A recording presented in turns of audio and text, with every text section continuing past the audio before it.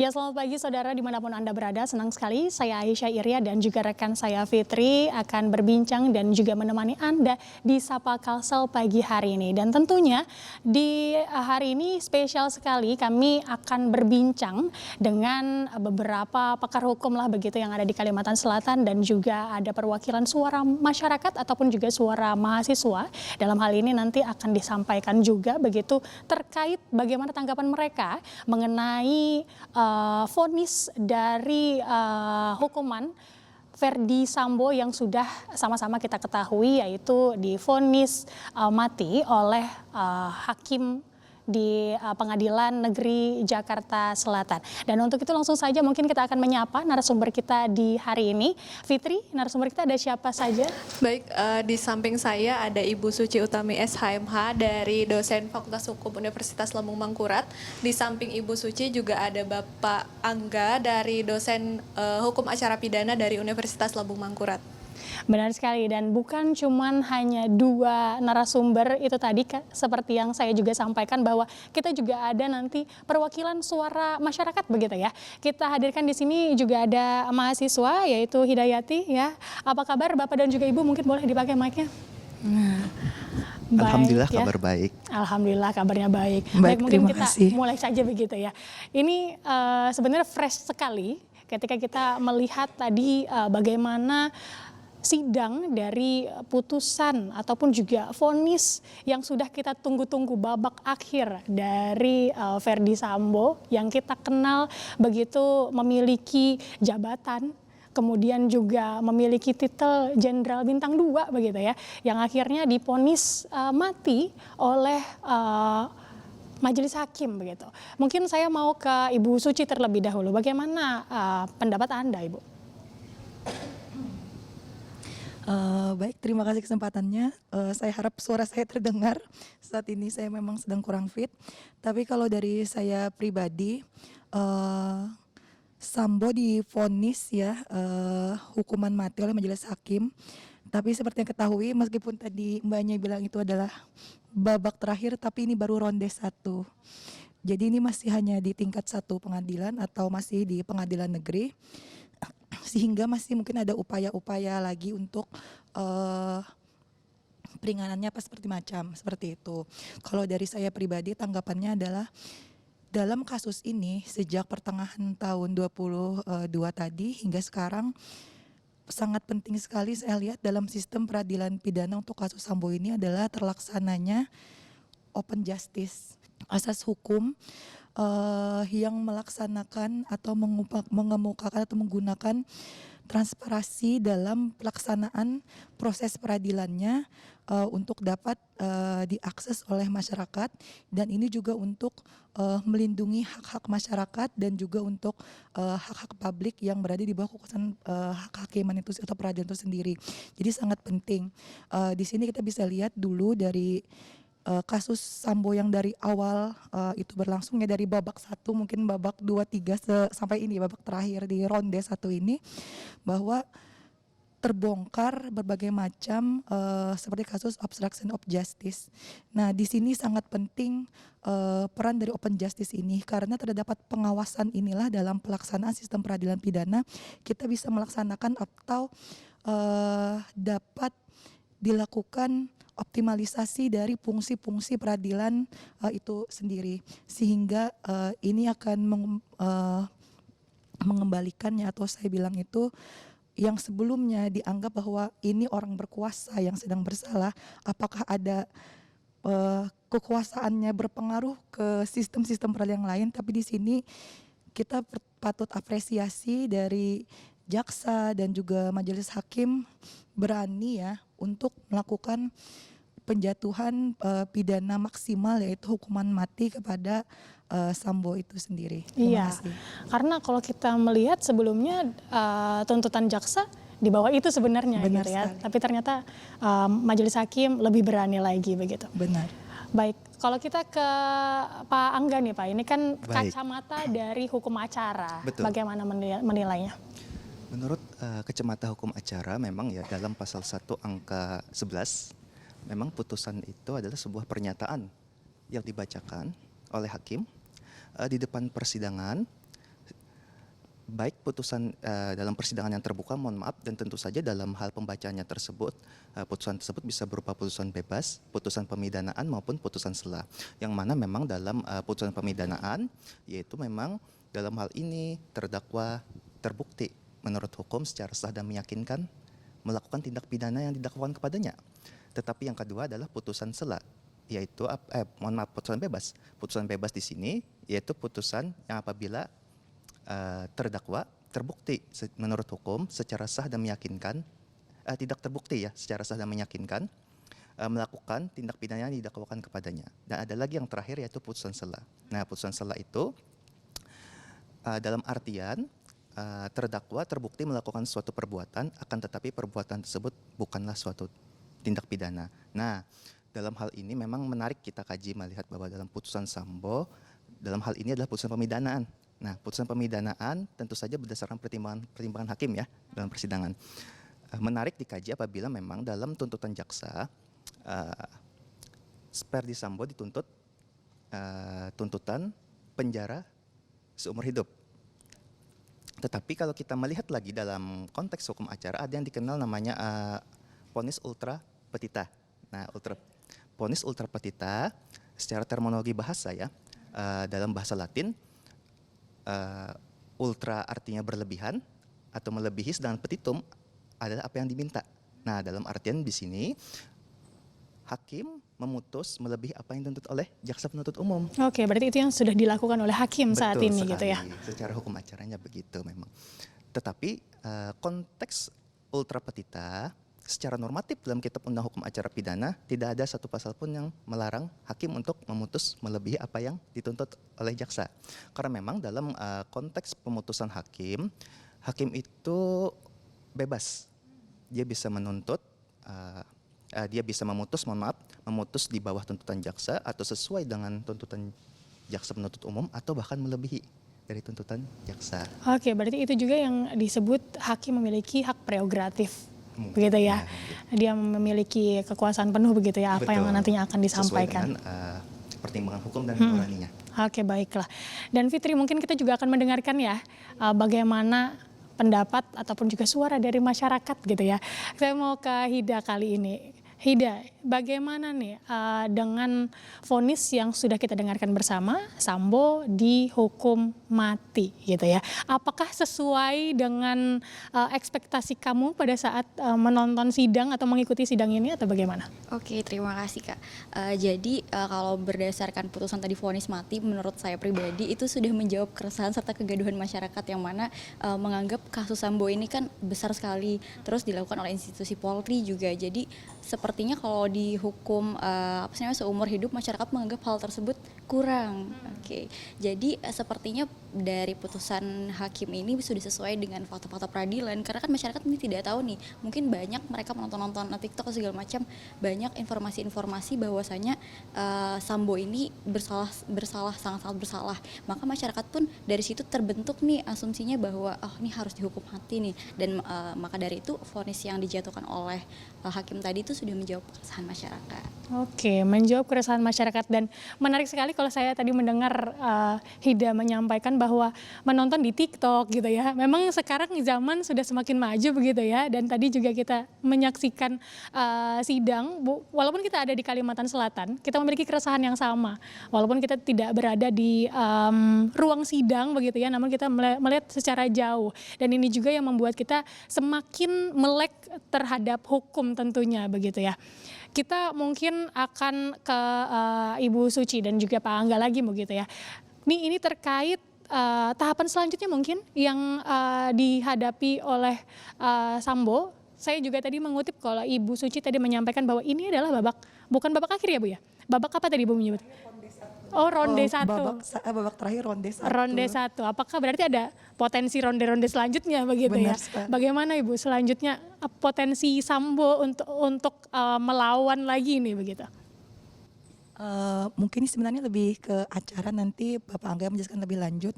Kalau dari saya pribadi mungkin saya akan kembali menekankan ke open justice untuk penegakan sistem peradilan pidana yang optimal, bahwa kasus ini mungkin harus dikawal sampai ronde terakhir agar bisa berjalan dengan semestinya.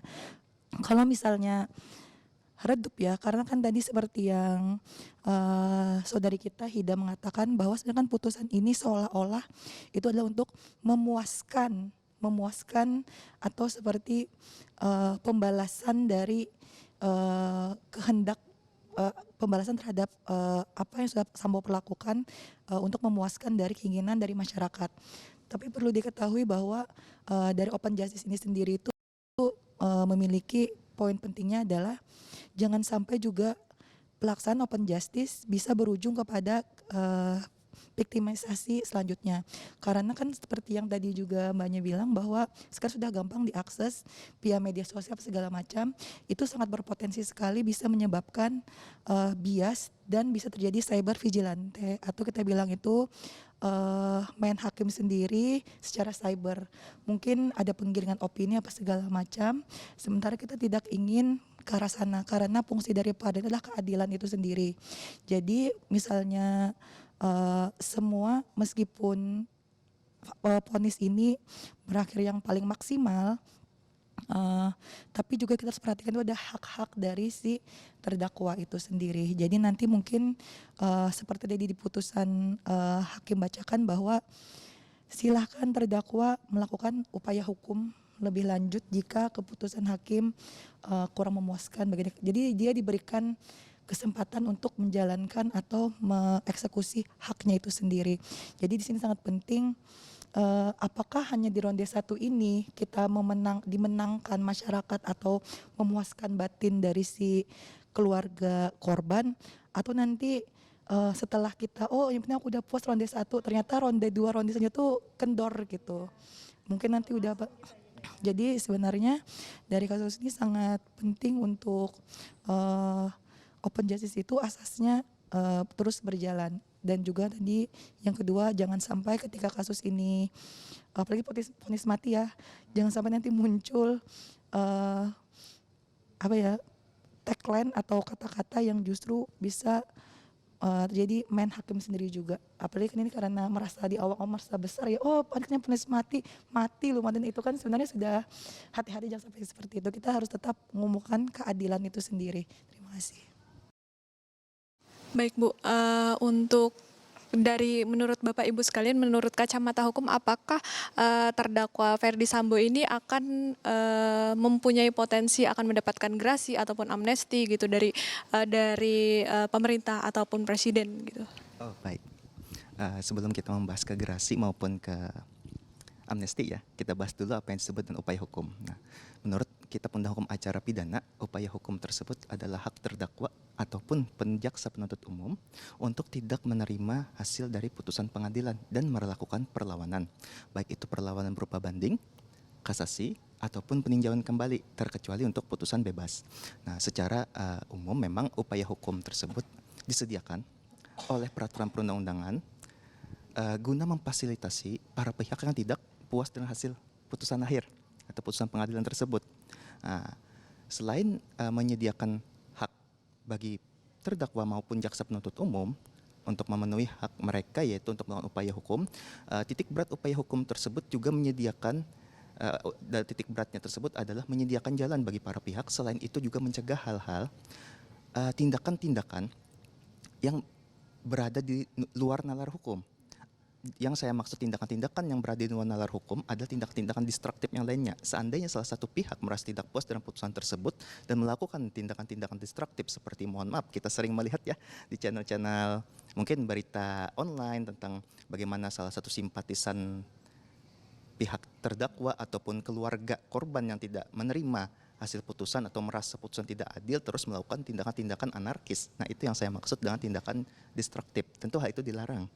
Nah, upaya hukum itu diadakan menitik beratkan kepada bahwa hakim dalam memutus atau memberikan vonis tentu berdasarkan pertimbangan yang matang, tetapi hakim juga seorang manusia. dalam artian ini mereka bisa membuat kehilapan juga. Ketika mereka melakukan kehilapan, nah disediakanlah upaya hukum. Jadi upaya hukum tersebut tidak hanya berlaku untuk dalam konteks melakukan pengawasan terhadap hasil putusan, tetapi juga sebagai koreksi terhadap hasil putusan pengadilan setingkat yang lebih rendah. Nah, secara terminologi memang ada upaya hukum disebut upaya hukum biasa. Pasal 67 Kitab Undang Hukum Acara Pidana tentang banding ya sebutannya, dan juga tentang kasasi. Kasasi pasal 244 Kitab Undang Hukum Acara Pidana, yang mana memang dalam hal putusan tersebut dilihat lagi apakah benar penerapan suatu peraturan hukumnya sudah benar, atau penerapan suatu aturan hukumnya tidak benar, atau benar tetapi tidak sebagaimana mestinya. Yang kedua adalah apakah benar cara mengadili sesuai dengan ketentuan peraturan perundang-undangan. Yang terakhir tentu saja apakah benar pengadilan melampaui batas wewenangnya. Yang terakhir memang kita sebut lagi nanti upaya hukum luar biasa. Nah, salah satunya adalah peninjauan kembali. Nah, baru setelah peninjauan kembali nanti ada lagi tahapan-tahapan, misalnya gerasi ataupun amnesti. Tapi itu masih jauh. Dan sekira hemat saya memang pihak Verdi Sambo pasti akan memanfaatkan upaya hukum tersebut. Oke, baik. Berarti masih ada kemungkinan akan mendapatkan gerasi ataupun amnesti ya Pak ya? Iya.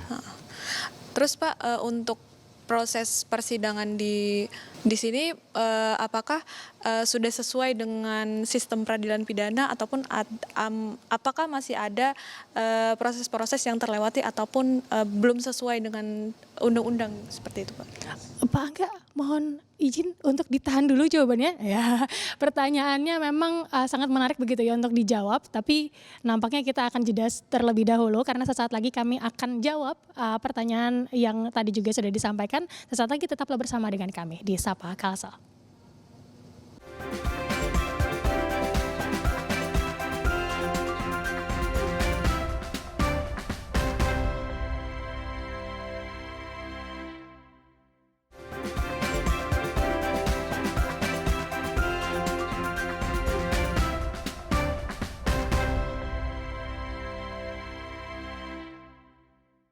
Terima kasih saudara, kembali lagi bersama kami di Sapa Kalsel.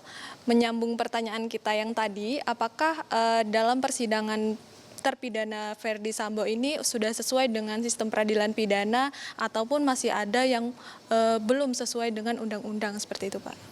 Menurut hemat saya, dalam proses persidangan Verdi Sambo secara hukum acaranya itu sudah sesuai aturan Kitab Undang Hukum Acara Pidana. Kenapa? Memang kalau dalam hukum formil ya, apabila memang dalam proses suatu peradilan ada beberapa aturan hukum yang tidak dipenuhi, maka berpotensi putusan dapat batal demi hukum. Karena apa? Karena memang dalam konteks hukum acara kita lebih menekankan pada prosedur, makanya proses to the law. Artinya bagaimana sebuah undang-undang mengatur poin-poin dalam tahapan persidangan, dan itu tidak bisa dikesampingkan, ataupun misalnya kita lakukan beberapa tahapan yang tidak kita lakukan atau istilah kita langkahi, maka itu tidak sesuai dengan asas hukum acara peradilannya gitu. Nah, di satu sisi memang kalau dalam konteks ini lebih kepada memang perhatian publik yang sangat besar terhadap Verdi Sambo. Berarti di perkara kali ini kita harus mengapresiasi para majelis hakim dan juga para penegak hukum yang sudah bekerja keras dalam menyelesaikan perkara ini ya Pak ya? Tentu saja. Dalam perkara ini perhatian publik sangat besar.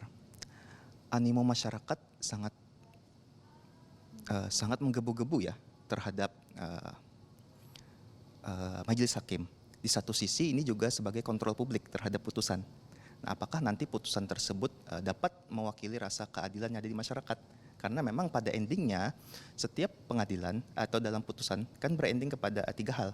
Pertama itu kemanfaatan hukum, kepastian hukum, dan keadilannya. Nah, keadilan yang dirasakan oleh masyarakat ini, seandainya hakim misalkan memutus di bawah dari apa yang dituntut oleh jaksa penuntut umum, tentu saja keadilan yang di masyarakat tidak terwakili. Tetapi apabila hakim memutus, bahkan dalam konteks ini ultra petita, tetapi hukuman mati, yaitu ancaman maksimal dalam pasal tersebut, dalam pasal 340 ya kalau tidak salah tadi, sehingga dalam hal tersebut mengobati rasa keresahan yang ada di masyarakat, sekaligus juga mengembalikan marwah institusi penegak hukum.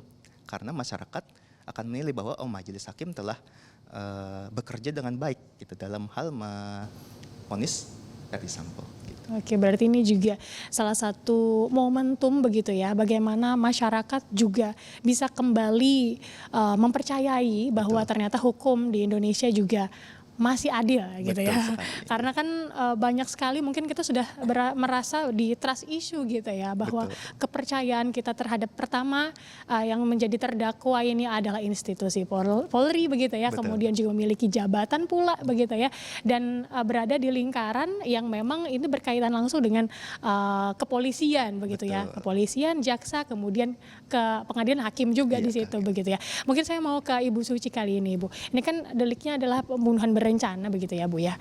Tadi juga kita sama-sama mendengarkan begitu, apakah memang ada analisis Ibu begitu mengenai delik dan juga putusan dari vonis Sambo ini sendiri, itu memang paling pas itu dihukum hukuman mati kah begitu?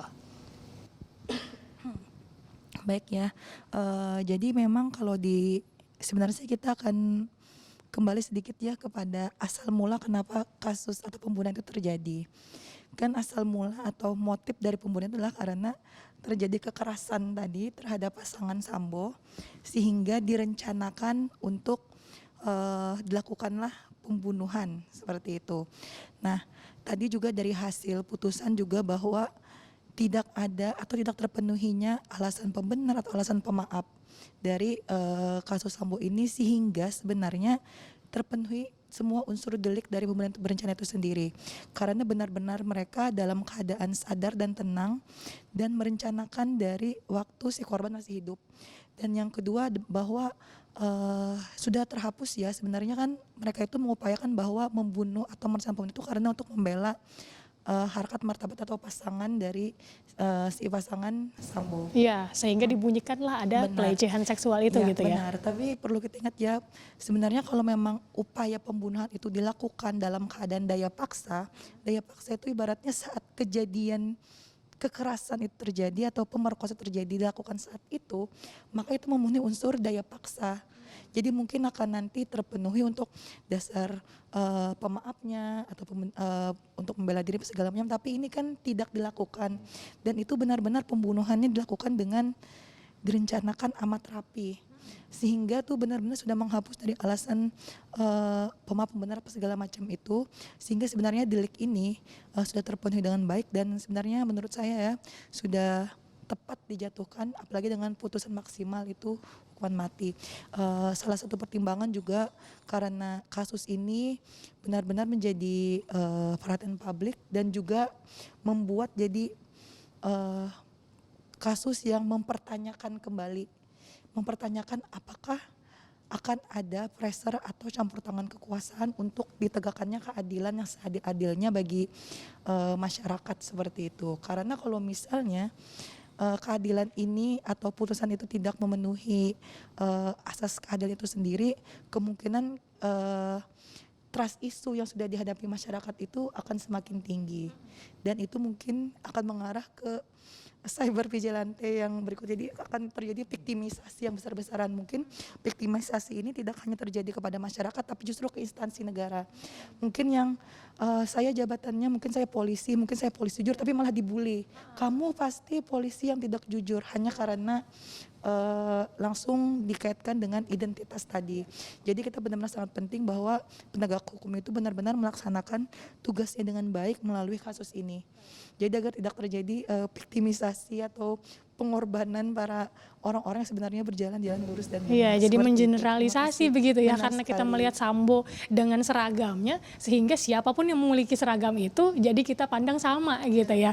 Baik, mungkin kita mau ke Hida kali ini, Hida boleh. Ini sebagai masyarakat gitu ya, tadi Ibu Suci juga sudah menyampaikan bahwa ini baru di ronde pertama. Nah, hati-hati nih gitu ya, masih ada ronde-ronde selanjutnya. Mengawal kembali sampai dengan di ronde terakhir nanti atau seperti apa? Oke, baik Kak. Apakah siap kembali mengawal ya?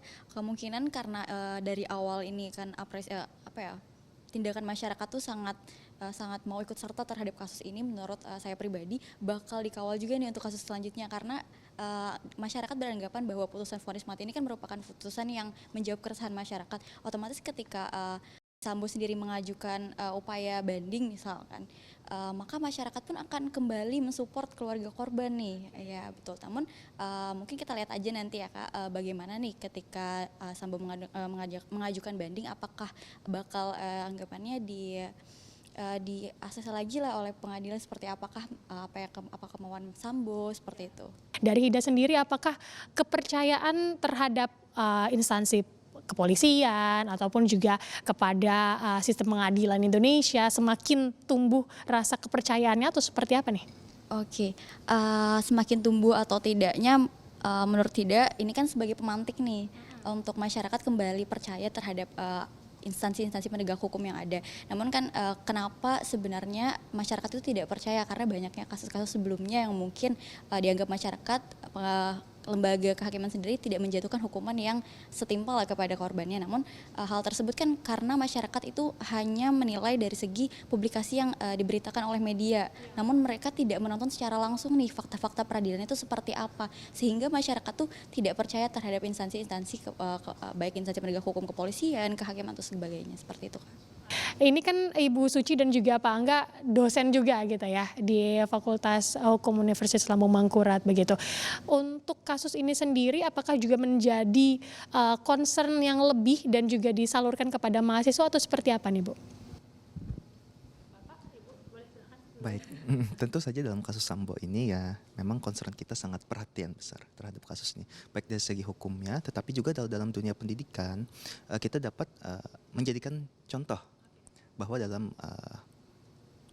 pengajaran maupun penelitian kita dapat berikan gitu ide-ide atau sebagai contoh saja bahwa memang inilah Verdi Sambo, seorang penegak hukum, walaupun mereka penegak hukum tetapi belum tentu kebal hukum ya istilahnya, karena memang tidak ada yang kebal hukum di negara kita, karena negara kita negara hukum ya, bahwa kalau memang seorang oknum ya dalam arti ini melakukan suatu perbuatan yang salah, tentu saja harus dihukum dengan peraturan perundang-undangan yang berlaku. Nah, dalam konteks ini tentu saja kita dalam memberikan pengajaran kita dapat menggunakan contoh kasus ya, dalam hal ini kasus Sambo begitu. Ya, kalau dari Ibu Suci gimana Ibu?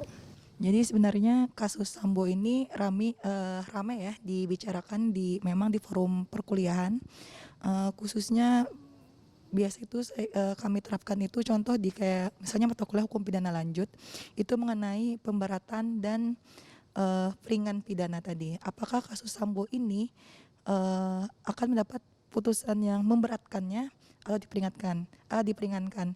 Waktu itu kan belum putusan ya, jadi mungkin ini mahasiswa semester ini sudah terjawab ya bahwa dari Sambo itu akhirnya mendapat pemberatan. Oke, tapi kalau ngobrol-ngobrol di kampus atau di kelas gitu, apakah ada prediksi sesuai dengan vonis yang dijatuhkan oleh hakim sejauh ini Bu? Kebanyakan ya sebenarnya mereka kebanyakan itu paling mentok itu karena mungkin ada rasa distrust ya, masih ada distrust dan mungkin paling hanya dijatuhkan 20 tahun ataupun paling mentok sekali adalah seumur hidup, karena apalagi ini petinggi ya, instansi segala macam, karena takutnya ada sentimen bahwa kalau misalnya petinggi ini dijatuhkan yang terlalu tinggi, nanti juga seolah-olah menyebabkan bahwa instansi itu benar-benar tidak sangat kompeten dalam bertugas segala macam atau seperti itu. Tapi karena ini sudah terbukti justru lebih berat dari prediksi, jadi mungkin bisa lebih bikin surprise ya mungkin dari banyak mahasiswa sih sebenarnya ya. Nah, tetaplah bersama dengan kami di Sapa Kalsel.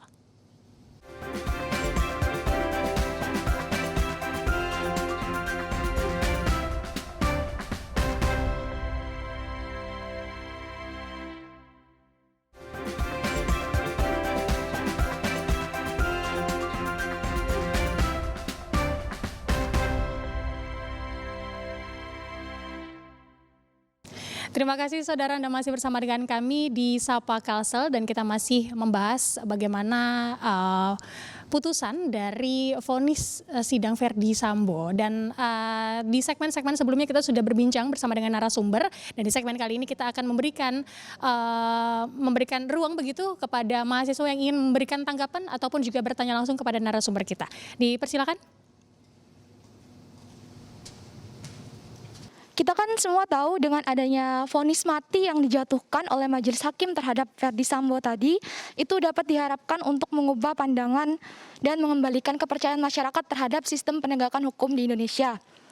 Kita juga tahu bahwa kasus ini begitu viral di media sehingga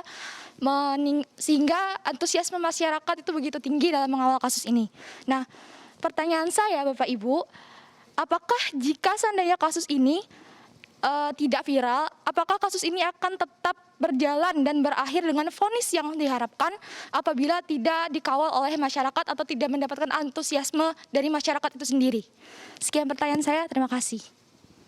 Nah, tadi pertanyaan dari kawan-kawan mahasiswa, apakah apabila di dalam kasus ini tidak ada antusiasme dari masyarakat ataupun publik, apakah vonisnya akan tetap sesuai dengan yang kita dengarkan tadi? Baik, menurut hemat saya memang ya ini lebih kepada definisi public pressure, artinya tekanan publik. Bagaimana harapan sebenarnya kalau dalam konteks Sambo itu sebenarnya bukan tekanan publik, lebih kepada harapan publik akan penegakan hukum di dalam kasus Sambo itu berjalan dengan baik atau tidak.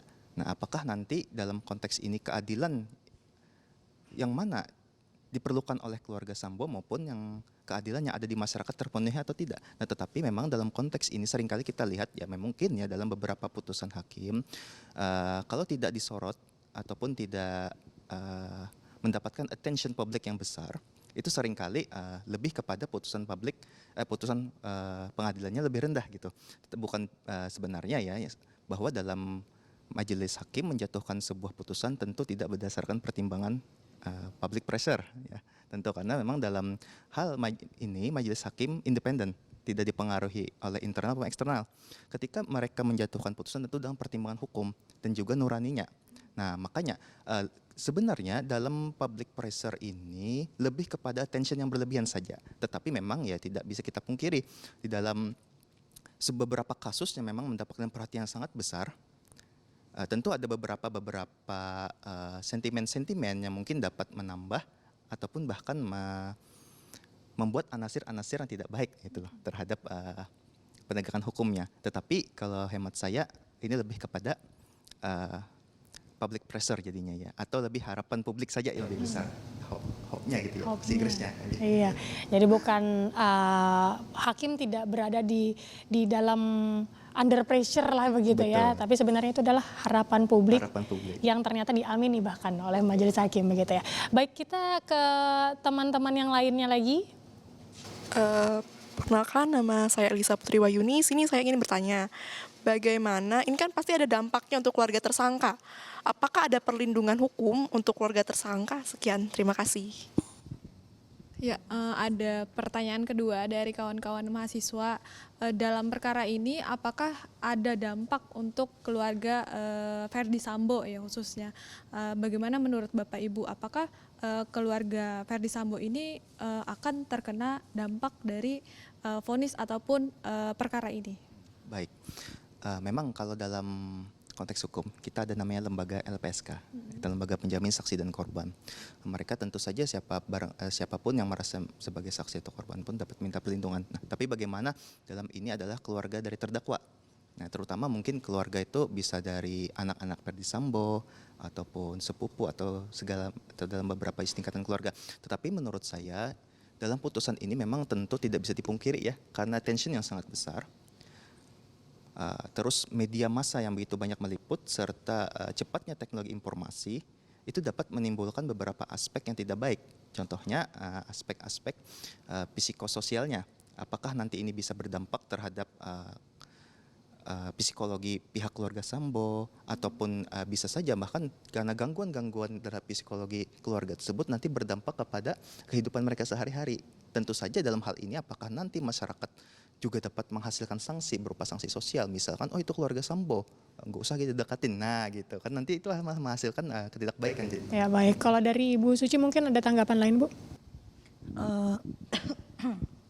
Eh, mungkin kembali saya tegaskan ya, dari Pak Angga tadi juga sudah menjelaskan bahwa mungkin pasti akan ada sanksi sosial, tapi saya harap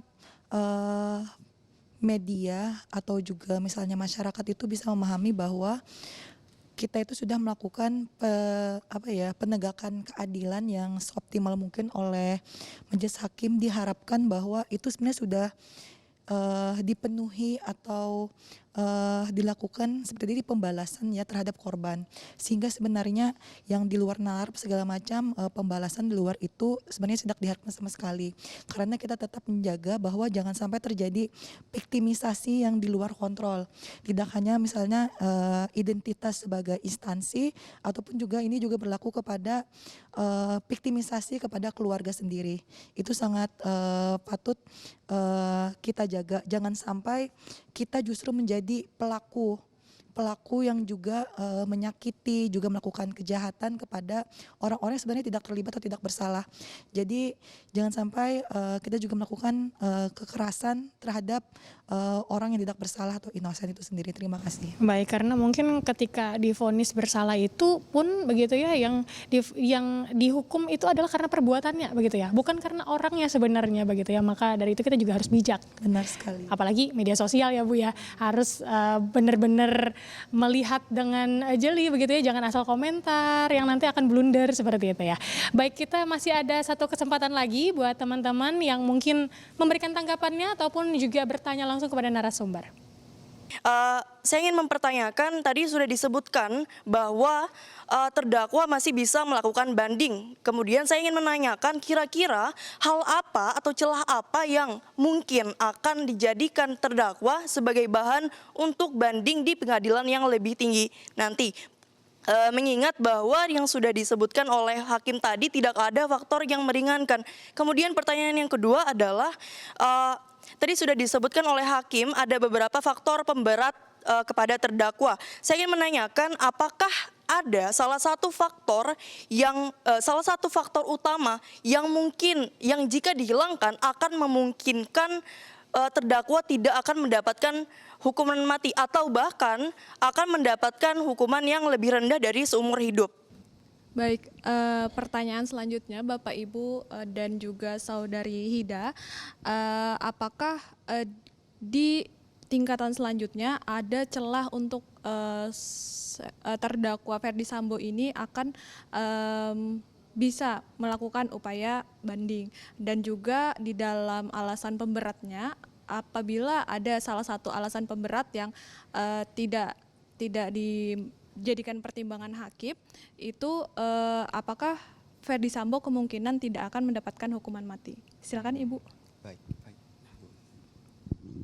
Jadi izinnya kembali kepada masalah pemberatan apa segala macam.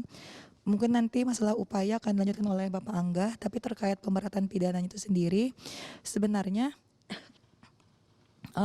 jika ditinggalkan satu atau dua dari unsur pemberat, mungkin faktor dari pemberatan itu akan mungkin mempengaruhi dalam pertimbangan hakim untuk memberikan vonis yang lebih rendah. Tapi di sini makanya sangat penting dilaksanakannya open justice, bahwa dalam pengawasan dan pengawalan kita memastikan bahwa terpenuhi semua faktor-faktor dalam pemberat itu sendiri. Kita bisa memastikan bahwa semua faktor-faktor itu terpenuhi dan juga dimasukkan dalam pertimbangan hakim. Makanya di sini kita ketika mendengarkan pertimbangan, kita benar-benar membaca bahwa dalam pertimbangan juga memasukkan faktor ini, tidak dieliminasi atau ditinggalkan, sehingga dalam pengambilan keputusan itu sendiri itu bisa mencapai hukuman maksimal sesuai dengan pertimbangan hakim itu sendiri. Jadi karena faktor-faktornya itu benar-benar sudah, jadi memang ada berbagai macam faktor pemberat, tapi ini faktor pemberat sudah benar-benar yang sangat berat sekali, sehingga mungkin sampai diputuskan dengan berbagai pertimbangan itu kepada hasil putusan vonis mati itu sendiri. Baik, memang dalam banding itu terkait nanti apakah pengadilan hasil putusan dari pengadilan negeri akan ditelaah oleh Majelis Hakim Pengadilan Tinggi, apakah memang ada kekeliruan dalam penerapan hukum acaranya, yang kedua apakah ada kelalaian dalam penerapannya. Nah, berdasarkan dua faktor tersebut itu tergantung pada kuasa hukum terdakwa apakah dapat membuktikannya. Apakah memang dalam hal ini putusan pengadilan negeri terjadi kekeliruan dalam penerapan hukum materialnya ataupun dalam hukum acaranya. Nah, itu mungkin bisa saja jadi pertimbangan majelis hakim pengadilan tinggi ya, dalam hal ini banding. Yang nanti memang dalam kewenangannya pengadilan tinggi dapat memerintahkan pengadilan negeri untuk memperbaiki putusannya atau memperbaikinya sendiri. Baik, itu saja. Oke, baiklah. Baik, dan nampaknya kita akan melempar kembali begitu ya. Masih ada satu kesempatan lagi kepada penanya ataupun juga komentar dari teman-teman yang ada di sini. Oke, baik, terima kasih atas kesempatannya. Izin bertanya aja, untuk putusan Sambo ini kan hukuman pidana mati, tentu akan ada proses dan babak-babak baru lah yang membuat masyarakat cukup resah, dan tentu prosedur beracara juga akan terus bergulir. Mungkin yang ingin saya tanyakan dari pendapat para ahli nih, prosedur apa lagi yang akan dilakukan pihak Sambo, tentunya step-step apa lagi sehingga apakah sudah sesuai dengan prosedur beracara sehingga masyarakat umum bisa memahami sudah sesuai dengan prosedur hukum beracara Indonesia yang sudah sesuai. Mungkin itu aja, cukup. Terima kasih. Oke, baik. Jadi tadi pertanyaannya apa lagi nih babak-babak selanjutnya gitu ya. Mungkin kan kita mungkin masyarakat di luar sana tidak semua begitu ya yang sangat memahami detail begitu ya apa-apa saja runtutan dari beracara itu sendiri. Dari Pak Angga mungkin ya. Nih pas sekali ya hukum acara. Pas sekali ini ya pertanyaannya, emang acara sekali ini. Memang ya tahapan-tahapan yang dapat dilakukan seperti yang Bapak bilang tadi ya, tentu adanya upaya hukum biasa maupun upaya hukum luar biasa yang dapat ditempuh apabila memang pihak terdakwa tidak menerima hasil putusannya. Nah, yang saya tanyakan nanti apakah dalam hal ini apakah dalam ini terdakwa mengajukan banding, tentu dalam hal banding ada maksimal 7 hari setelah putusan dijatuhkan. Apabila memang dalam putusan bandingnya tidak sesuai lagi, nanti tahapannya lanjut lagi ke kasasi. Nah, kasasi itu 14 hari setelah putusan banding dijatuhkan. Ketika sampai tahap kasasi tentu saja itu sudah ingkrah ya. Artinya sudah berkekuatan hukum dan dalam hal ini terdakwa harus menjalani masa pidananya, dalam artinya masa tahanan ya. Nah, lalu ada lagi upaya hukum luar biasa, misalnya kita ambil salah contohnya adalah kasasi, peninjauan kembali, mohon maaf. Ketika peninjauan kembali itu pun juga baru bisa dilakukan setelah 180 hari menjalani masa tahanannya. Nah, dan itu pun juga ada beberapa syarat tertentu, misalkan ditemukannya bukti baru, misalkan adanya kebohongan yang dalam atau ada hal-hal yang meringankan. Nah, sehingga itu baru dapat diajukan begitu. Baik. Jadi nanti jangan kaget begitu ya kepada masyarakat mungkin setelah vonis ini kok ada lagi gitu ya, karena memang sesuai dengan prosedurnya juga memang masih ada begitu ya Pak ya. Baik, saya mungkin sedikit kembali begitu ya, teringat ketika tadi disampaikan bahwa kasus ini menjadi booming dan juga menjadi perhatian banyak publik begitu ya. Saya mau ke Ibu Suci dan juga Mbak Hida gitu ya. Jika saya ingin memperdalam begitu pertanyaan dari mahasiswa sebelumnya tadi, jika masyarakat tidak begitu peduli dengan kasus ini, apakah vonis dengan hukuman mati terhadap Ferdy Sambo akan terjadi? Baiknya, yang tagline yang sangat populer itu ya, kalau kita bilang viral, kasus hukum itu munculnya adalah no viral, no justice. Karena terkesan kalau tidak viral, tidak tercapai keadilan. Di sini patut diperhatikannya memang terkesannya beberapa kasus itu dalam prosedur beracara banyak mungkin kalau tidak dalam pengawasan masyarakat, mungkin yang menjalankan yang terlibat dalam kasus ini hanya orang-orang yang berkaitan saja. Sementara mungkin dari PPK mungkin ada pengacara lain atau ahli hukum lain itu bisa mungkin juga punya ilmunya atau akademisi bisa mengawasi dengan baik. Mungkin yang ahli hukum segala macam bisa mengawasi bahwa terjadi cacat hukum atau cacat prosedural. Di sini sebagai pengawasan bisa memberitahukan bahwa ini terjadi cacat prosedural sehingga dapat dilaksanakan penegakan hukum yang lebih baik sehingga tidak terjadi ketidakadilan itu sendiri. Maka biasanya memang terkesannya harus viral atau sebenarnya bukan viral ya, harus diawasi sebenarnya.